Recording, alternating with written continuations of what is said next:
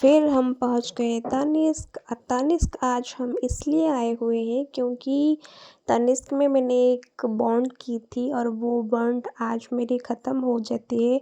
तो वो पैसों में जो हम सेविंग किए हैं, वो पैसे में कुछ हम आज ले जाएंगे, इसके लिए आए हैं। तो हमने डिसाइड नहीं किया था क्या लेंगे, लेकिन यहाँ आने के बाद मुझे मन किया कि एक ईयररिंग लेंगे। फिर मैंने ये ईयररिंग ले ली और बहुत खुश हूँ। ईयररिंग ले ली, हस्बैंड ने बोले कि ये तेरी वैलेंटाइन गिफ्ट है। फिर आने के बाद इवनिंग जहाँ पे भी एप्पल दिखता है किडो, वहाँ पे वो कूद जाता है एप्पल खाने के लिए। फिर आइसक्रीम को भी एंजॉय किया। तो जब मैं घर आई तो मेरे लिए एक पार्सल था। वो पार्सल मेरी एक मेकअप किट की थी। तो देखते हैं कि मेकअप किट में क्या-क्या है। और ये मेकअप किट देखते-देखते आप मेरे से एक मोटिवेशन तो नहीं कहूँगी, बस आपका सक्सेस कितने जल्दी पा सकते हो, इसके लिए लॉ ऑफ अट्रैक्शन के बारे में मैं आपको बताना चाहूँगी। और उसके बाद प्लीज़ मेरी जो पीडियाट्रिक नोट्स है उसके बारे में मैं बताना चाहूँगी। आप ये वीडियो को प्लीज़ पूरा देखिए।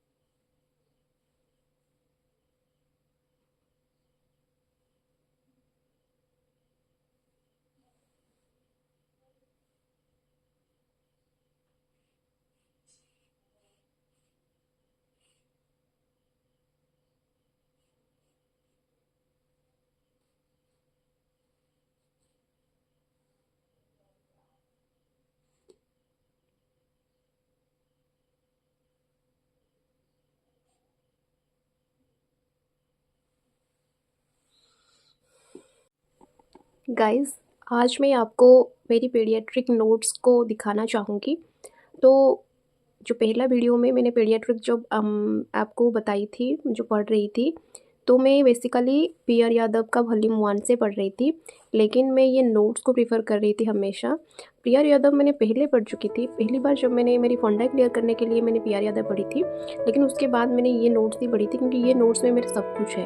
अब कोई भी किसी भी प्रकार का एग्ज़ाम दोगे तो अगर ये नोट्स आपके पास है तो आपको पीडियाट्रिक के लिए कोई और बुक उठाना ही नहीं पड़ेगा। देखिए, मैं आपको एक बार दिखा देती हूँ कि मेरे पीडियाट्रिक नोट्स में क्या है, क्योंकि ये मैंने एक पेड कोड चयन की थी और वो पेड कोड से ही मैंने नोट की थी। तो पीडियाट्रिक के देखिए, ये ग्रोथ एंड डेवलपमेंट का है, जिसमें आपका growth, development, prenatal, postnatal, laws of growth भी रहेगा। लॉज ऑफ ग्रोथ जैसे कि क्या-क्या लॉज है, ये कंटिन्यूअस प्रोसेस है, ये मैक्सिमम ग्रोथ का पीरियड है, growth and development, proximal distal और सेफालोकॉर्डल होता है, different tissue growth at different age, जैसे कि ब्रेन हमारा 60 to 65% डेवलप हो जाता है बर्थ में, और मैक्सिमम जो ब्रेन डेवलपमेंट है वो 2 ईयर ऑफ एज में होता है। गोनाड्स हमारा 8 प्यूबर्टी होता है maximum growth. Lymphoid tissue 4 to 8 year में होता है। और फिर हमारा जो नॉर्मल वेट है, नॉर्मल वेट बर्थ में कितना होगा, हाइट बर्थ में कितना होगा, फिर circumference at what age height is equal to circumference 9 to 12 month of age. Newborn का weight double, triple, 4 time, 5 time, 6 time, 7 time, 10 times कब होता है। हाइट का बर्थ का कितना होता है, 50% इंक्रीज कब होता है, डबल कब होता है, ट्रिपल कब होता है। हाइट वेलोसिटी क्या है, फर्स्ट ईयर में कितना होता है, सेकेंड ईयर 2 to 10 ईयर्स में कितना होता है, प्यूबर्टी में कितना होता है। हेयर सर्कमफरेंस कब समान होता है, कब ज़्यादा होता है। BMI कितना होने से हम उसे ओवर वेट, ओबेसिटी और थिकनेस और सीवियर थिकनेस बोलेंगे। फिर हमारा जो अपर बॉडी सेगमेंट और लोअर बॉडी सेगमेंट का रेशियो क्या होता है। हमारा अपर बॉडी और लोअर सेगमेंट कब डिक्रीज होता है, मतलब अपर सेगमेंट इज स्मॉल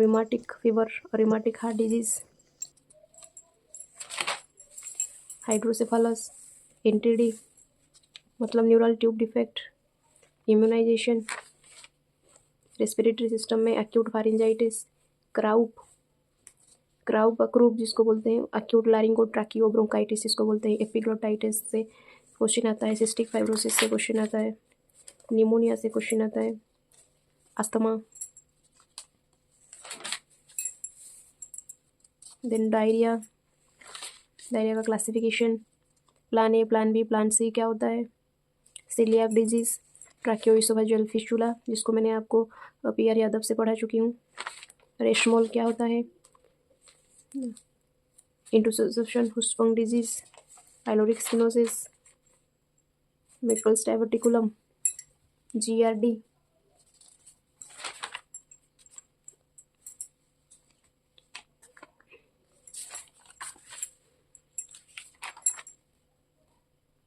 फिर कुछ जेनेटिक डिजॉर्डर जैसे कि जेनेटिक डिजॉर्डर में हमारा क्वाड्रिप्लेट टेस्ट होता है, down syndrome, Patau syndrome, Turner syndrome, Edward syndrome. Renal system में हमारा एन्यूरिसिस रहता है, हिमोलाइटिक यूरेमिक सिंड्रोम रहता है।